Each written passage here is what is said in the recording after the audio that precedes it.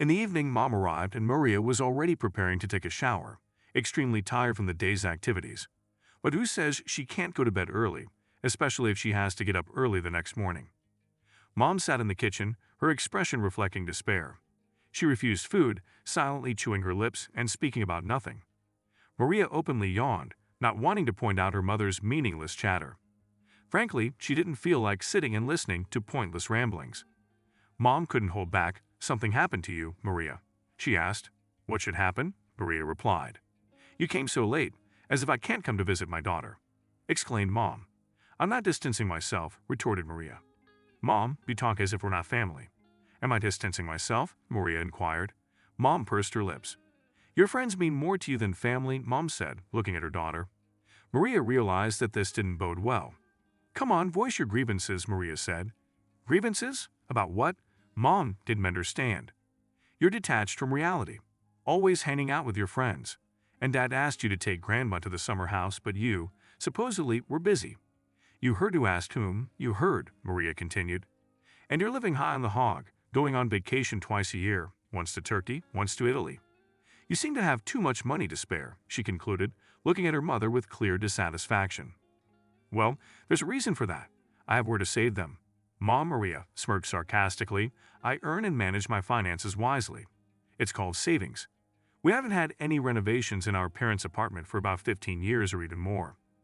I could have allocated some funds for repairs there. Wouldn't that be interesting?" As the conversation continued, Maria openly spoke disrespectfully to her mother.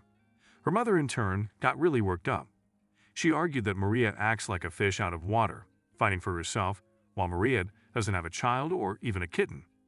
Her mother suggested that Maria could help her sister. It wouldn't make her any poorer. According to her mother, Maria seemed to enjoy the idea of spending the money she earned or perhaps taking over and supporting her sister's husband, and their children. Maria responded with a tone of frustration. "Why should my father and I have to do that?"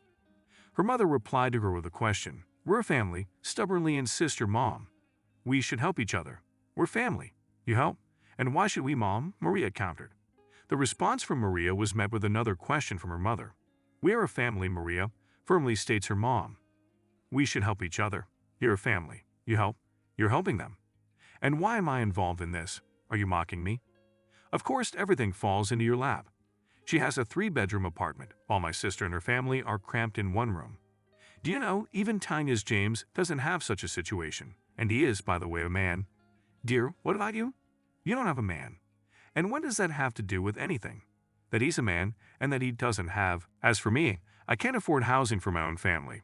We all squeeze into one room in your 2-bedroom apartment.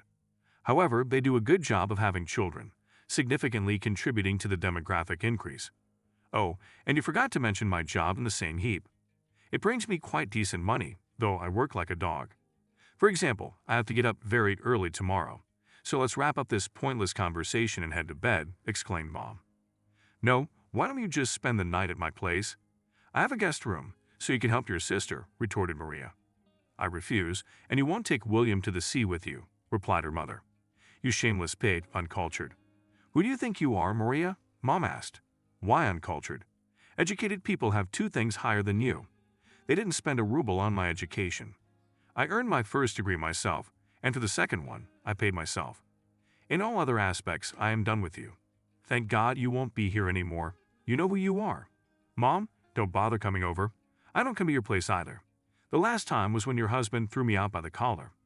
Remind me, when was that? Do you remember, Mom, when Brandon was lying there and I couldn't lift her alone? Then I called the neighbors, and they helped me wash her. In the end, they helped me prepare her for her final journey. There was no one else for her besides me. My father was the only son. And also, Mom, you seem to have forgotten that you gave me away to your mother when I was 6. But I guess I was just in the way for Tanya. Though my version is different, I disrupted your family happiness. I reminded you of my father, didn't I? And your husband, like a true alpha male, couldn't stand the offspring of a past alpha male. Then, when you needed help with Nancy, your beloved daughter, you sent me to Dad's grandmother, someone completely unfamiliar to me at the time. And your mom, my supposed grandmother, casually led me into a stranger's apartment like an unwanted toy. She didn't remember that I was the eldest granddaughter for many years, and now suddenly, when there was a need to go to the summer house, she remembered Maria. Well, I was lucky that my real grandmother warmed my heart. I was 8 years old and was already frozen, as the closest person betrayed me, you mom. What are you saying? You wanted to live with grandma yourself. Seriously, mom? Aren't you even embarrassed? I didn't even know about her existence until you gave me to her. How old was I then? No, you, of course, took me to family celebrations with Nancy. Someone had to play. You didn't even think about feeding me. Silly me, I didn't eat at home because I was going to a celebration at mom's. You bragged to the guests, I adore my little sister, and they marvel at our love. But as soon as the guests dispersed, you put me in a taxi and sent me to grandma's without even feeding me. Do you remember, Mom? You wanted to talk. Let's talk. Tell me how it happened that I became unwanted to you. I remember how you loved to goof around with me, reading me fairy tales, telling stories, and quietly retelling adult movies about love that you watched without me. Do you remember when you shook Mishka the troublemaker by his little chest? Remember, it was because he bullied me, and then you and his mom laughed about it at home for a long time. You explained to me that he likes me, and that's his way of expressing his affection for me. Then you met someone who became your husband, and the three of us went everywhere together. I was so happy that I also had a dad. Do you remember, Mom? I understood that he wasn't my real dad, but he was so good. I loved him so much. I would approach and press my cheek against his hand. I would lie down and whisper for Daddy to always stay healthy. But then Nancy was born, and I felt like an extra. You and Dad were so happy with your child. Back then, he was still a dad to me, and you raised your new baby on a warm cotton blanket on the floor. Do you remember, Mom? It was a light blue one. We would lie on the edges, and in the middle, Nancy would lie, kicking her little legs. There was no place for me there with Tanya. I was already considered an extra for your family. Once I also wished to lie down with all of you, even if just on the edge, just to lie down. Your husband rudely pushed me away, claiming I was healthy enough to lie down with the baby. And you stayed silent, Mom. You stayed silent, completely absorbed in admiring your beautiful daughter, born of the man you loved. He pushed me away, and you just looked at him adoringly. You traded me for men's trousers, Mom. Later, you handed me over to Grandma, the one I had never seen before. There I struggled in hysterics and started to stutter, and you fulfilled parental duties. For instance, you attended parent-teacher meetings so that people would see and praise you. You even showed up at school to hide the fact that I lived with a very elderly grandmother. You received money from me when Dad was gone, but you never allocated anything for us. I lived on Grandma's pension. I tried to excel in my studies, thinking that you would see how smart I was, love me, and we could be a family again. My family was Grandma, and my friends were like sisters. They were always there for me, wiping away my tears, just like their moms. I confided my girlish secrets and sorrows in you. I'm 35 now, Mom, and I haven't started a family. Do you know why? I fear becoming like you. What if it's somehow inherited? What if I can't get along with a husband and end up with a child on my hands, then meet another man, have a child with him, and give the older one away? No, not to you, but to his grandmother. What if she turns out not to be like mine? It scares me, Mom. I still love you because you're my mother, because every person has a need to love. That's why I still communicate with you, you understand? I endure all your insults. I don't love your mother. She means nothing to me. I don't love your husband, and I don't love your daughter.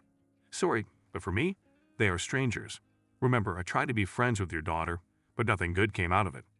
She was just selfish, thinking I would give her expensive gifts, take her abroad. When she realized it wouldn't happen, she called me names. I told her that this time we'd stay at home, go to the river. I said it all, Mom? Leave if you want to, stay and I'll hug you. We'll forget all the offenses, and I promise to become the best daughter. What am I doing here for no reason? I need to go. Mother got up and silently left the kitchen. Suddenly she came back. Maria sat devastated in the kitchen, and the mother returned. Maria's eyes lit up with happiness. I don't understand, said her mother. So, you'll take Tanya's little son with you to the sea. He's 6, and he hasn't been anywhere. What about the repair money? Will you give it to us? Watch, Maria, if you refuse, you'll regret it later. Leave, Maria whispered. Leave, you hear me? I'll leave too, but you also know that if you don't give us the money, consider your family gone. And I never had one, replied Maria. The mother shrugged and disappeared behind the door.